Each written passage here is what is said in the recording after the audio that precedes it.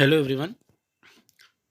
BSc third year का ये बेटा जूलॉजी सिलेबस है। आप लोगों के एग्ज़ाम होने वाले हैं, तो उसी के रिगार्डिंग ये जो सेकेंड ईयर में जो थर्ड सेमेस्टर है बीएससी जूलॉजी के, उसका ये सेमेस्टर में डिटेल वीडियो बना रहा हूँ। तो इसमें जो सिलेबस है उसके अकॉर्डिंग जो इम्पोर्टेंट क्वेश्चन है उनको भी मैं बताता चलूँगा।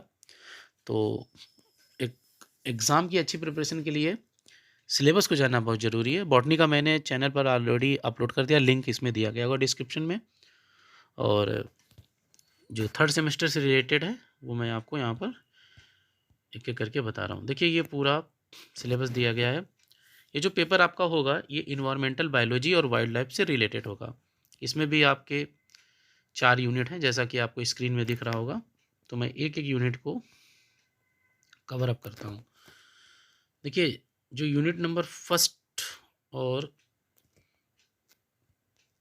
सेकंड दी गई हैं उनके बारे में, पहला ये है कि बायोस्फीयर, बायोम, इकोटोन और बायो जियोकेमिकल साइकिल। देखिए, अगर आप लोगों के पास में 12th की बुक होगी तो सबसे पहले जो इन्वायरमेंटल से रिलेटेड चीज़ें हैं, इकोलॉजी या इकोसिस्टम, उसको पहले बेसिक को क्लियर कीजिए, फिर आपको ये चीज़ें सारी समझ में आएंगी। जैसे बायोस्फीयर, यहाँ पर बायोस्फीयर क्या है, बहुत इंपॉर्टेंट है। इसके बाद इकोसिस्टम, तो वेरी इंपॉर्टेंट। इकोसिस्टम में biotic, abiotic factor, that is very important. Biotic, abiotic factor में जो आपका producer, consumer, decomposer, biotic factor, और ए बायोटिक में टेम्परेचर, पीएच, मतलब ये सारी चीज़ें हैं, वहाँ से क्वेश्चन आते हैं। और इसी में एनर्जी फ्लो और एनर्जी ट्रांसफार्मर बहुत इंपॉर्टेंट है। एनर्जी फ्लो में यूनी डायरेक्शनल है इसमें आपका, ठीक है। तो 10% लॉ बहुत इंपॉर्टेंट है। इसके बाद में ट्रॉपिक लेवल। ट्रॉपिक लेवल का मतलब हो गया, जैसे जैसे प्रोड्यूसर, कंज्यूमर, डिकम्पोजर की तरफ बढ़ते हैं वैसे वैसे trophic level T1, T2, T3 होता है। तो इस ट्रॉपिक लेवल भी आपके लिए बहुत इंपॉर्टेंट है। इससे शॉर्ट क्वेश्चन आ जाता। फूड वेब और फूड चेन से तो एक क्वेश्चन आपको ज़रूर मिलेगा। बहुत ही ईजी और बहुत ही अच्छा क्वेश्चन है। इसके बाद पॉपुलेशन से रिलेटेड है कि पॉपुलेशन क्या होती है, उसके करेक्टरिस्टिक्स क्या हैं, रेगुलेशन एंड RNK स्ट्रेटजीज, इससे क्वेश्चन बहुत बार पूछा गया है। तो ये बहुत इंपॉर्टेंट सेक्शन है। इसके बाद यूनिट नंबर सेकंड पर आते हैं। यहाँ पर है इंटर स्पेसिफिक इंटरेक्शन, ठीक है। जो विभिन्न कम्युनिटीज़ या डिफरेंट स्पीसीज़ के बीच में जो इंटरेक्शन है, जैसे आप समझिए प्रीडेशन हो गया, कॉमन सेलिज्म हो गया, अमीनो सेलिज्म हो गया, पैरासिटिज्म हो गया, ये सारे इंटरेक्शन है, दैट इज़ वेरी इंपॉर्टेंट। यहाँ से क्वेश्चन एक जरूर बनेगा। इकोलॉजिकल सक्सेशन, प्राइमरी सेकेंडरी बहुत इंपॉर्टेंट है। जब कहीं पर भी कोई मतलब कुछ डिज़ास्टर आ जाता है तो नई कम्युनिटी इस्टेब्लिश होती है, तो उसी से रिलेटेड प्राइमरी सेक्शन क्या और सेकेंडरी। इसके बाद निच। निच एक पर्टिकुलर प्लेस है जहाँ पर कोई परफॉर्म करता है, दैट इज़ कॉल्ड निच। तो ये भी यूनिक टर्म होगा, आपसे क्वेश्चन पूछे जा सकते हैं। इसके बाद इकोलॉजिकल एडेप्टेशन में एक्वाटिक, वोलेंट, अर्बोरियर, कर्सोरियर। इसमें मतलब जो जैसे रेगिस्तान में वहाँ पर ऊँट रहता है, तो ऊँट क्या, रेगिस्तान में ऊँट जब रहता है तो उसमें क्या-क्या मॉडिफ़िकेशन है, एडेप्टेशन है। जैसे उसके पैरों में गद्दी होती है, पानी को ज़्यादा कंज़र्व कर सकता है, या वहाँ के जो प्लांट होते हैं उनमें स्पाइन काँटे पाए जाते हैं जिससे वाटर का लॉस कम हो। तो इस टाइप का जो ऑर्गेनिज़्म है पानी में रहने वाले, रेंगने वाले या अदर अदर प्लेसेस पर, उनमें क्या एडेप्टेशन है, उस बारे में क्वेश्चन बन सकता है, ठीक है। ट्राई मैं ये कर रहा हूँ कि जितने भी जहाँ से क्वेश्चन जिस टाइप से पूछे जा सकते हैं, ठीक है। एक चीज़ हमेशा याद रखिएगा, अच्छा परफॉर्मेंस तभी आता है जब आप सिस्टमेटिक स्टडी करो और आपके खुद के बेटा नोट्स बने हों, ठीक है। मेरे चैनल पर कई टॉपिक्स पड़े होंगे, ठीक है, तो उन टॉपिक्स को आप देख सकते हैं, आपसे अगर रिलेटेड यहाँ पर होंगे, ठीक है, तो उनसे आप अपना कॉन्सेप्ट क्लियर कर सकते हैं। देन इसके बाद में अगला यूनिट है यूनिट नंबर थर्ड।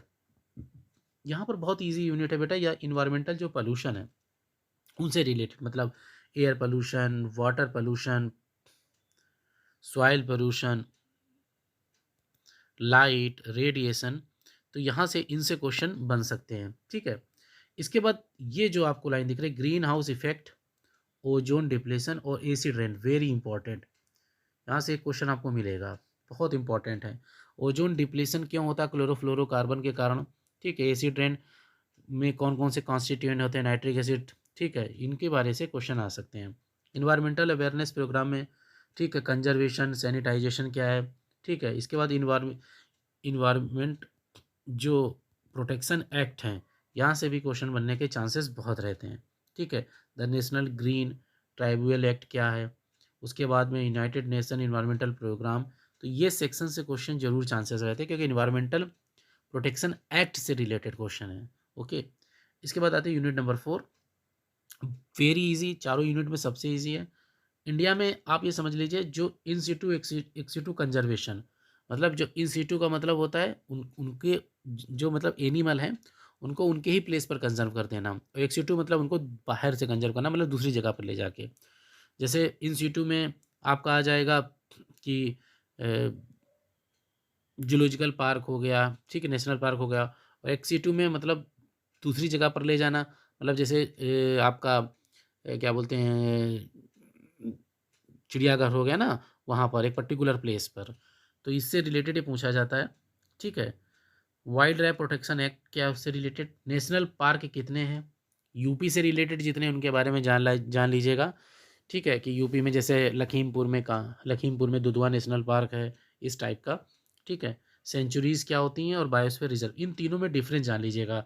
जैसे नेशनल पार्क में हम लोग कोई भी एक्टिविटी नहीं कर सकते हैं, कोई भी मैन मेड एक्टिविटी नहीं होती है, आप जाइए टहलिए चले आइए, कुछ भी नहीं कर सकते, ना कोई रह सकता है, ना वहाँ की कोई चीज़ आप टच कर सकते हो। सेंचुरी में कुछ एक्टिविटी परमिटेड होती हैं, और बायोस्फीयर रिजर्व में अलग अलग जोन होते हैं, कोर जोन, प्रोफाउंडल जोन, वहाँ पर अलग अलग टाइप के जोन होते हैं जहाँ पर कुछ मैनमेड एक्टिविटी होती हैं। इसके बाद रेड डाटा बुक में वो सारी स्पीसीज़ हैं जो इंडेंजर्ड हैं, वल्नरेबल हैं, ठीक है, इससे रिलेटेड ये बुक है, तो ये IUCN के द्वारा पब्लिश होती है, तो इससे भी क्वेश्चन आते हैं। तो मैंने बेटा कोशिश तो की है कि आप लोगों को सारे इंपॉर्टेंट क्वेश्चन जो टॉपिक हैं थोड़ा थोड़ा मैंने बता भी दिया है, ठीक है। आप केयरफुली इनकी स्टडी कीजिएगा। उसके बाद में कुछ इम्पॉर्टेंट बुक्स यहाँ पर होती हैं जिनसे मैं बुक भी बता देता हूँ कि कौन सी बुक आपके लिए अच्छी रहेगी। वैसे तो एग्जामिनेशन टाइम पर आपके नोट्स ही काम देते हैं, बट जो बच्चे नए होंगे, कुछ इस वीडियो को देख रहे होंगे, तो वो बुक ले सकते हैं, ठीक है, वो बुक्स उनके लिए ठीक रहेंगी। तो ये बुक की मैंने सारे शर्मा पीडी पब्लिकेशन है, नेटिव पब्लिकेशन भी, फॉरेन पब्लिकेशन भी हैं, तो सारे दिए गए हैं। इसके बाद में जो प्रैक्टिकल सिलेबस है आपका, जो प्रैक्टिकल सिलेबस है वो भी जान लीजिए, क्योंकि थ्योरी तो सिलेबस सब बता देते हैं, उसके बाद बच्चे कंफ्यूज रहते हैं कि सर प्रैक्टिकल सिलेबस क्या है, प्रैक्टिकल क्या आ सकता है, कहाँ से क्वेश्चन बन सकते हैं। तो वो देखिए प्रैक्टिकल जो आपका है वो ये सारे पॉइंट्स दिए गए, इतने ही प्रैक्टिकल हैं आपके सिलेबस में। तो इसमें जैसे measurement of temperature, turbidity, determination of pH, dissolved oxygen content या केमिकल ऑक्सीजन डिमांड, इससे related. Study of life tables and plotting of survivorship curve, different type of hypothetical या real data provided. Study of pollution dynamics through numerical problem, animal diversity assessment, field study, survey, sampling, report, एक national park या biodiversity park की आपको report prepare करनी होगी, report application of zoology in near by locality, और wild life सर्वे की एक report आपको बनानी होगी। तो इतना ये आपका जूलॉजी का प्रैक्टिकल है। तो होपफुली बेटा ये वीडियो आपके लिए हेल्पफुल होगा, मैंने सारी चीज़ें कवर कर दी हैं। बॉटनी का सिलेबस जिनको देखना है वो मैं डिस्क्रिप्शन में लिंक दे दूँगा, वो आप देख सकते हैं। यहाँ पर ये भी है कि प्रोजेक्ट जो आपको बनाना है वो 500 वर्ड का होना चाहिए, ठीक है, और एनालिटिकल MCQ बेस्ड क्वेश्चन हो सकते हैं, बायोलॉजिकल क्रॉसवर्ड हो सकते हैं, चार्ट भी आप बना सकते हैं, ठीक है। तो ये इस तरीके का है, बुक भी दी गई हैं और आप इसका स्क्रीनशॉट ले सकते हैं सारे सिलेबस का, ठीक है।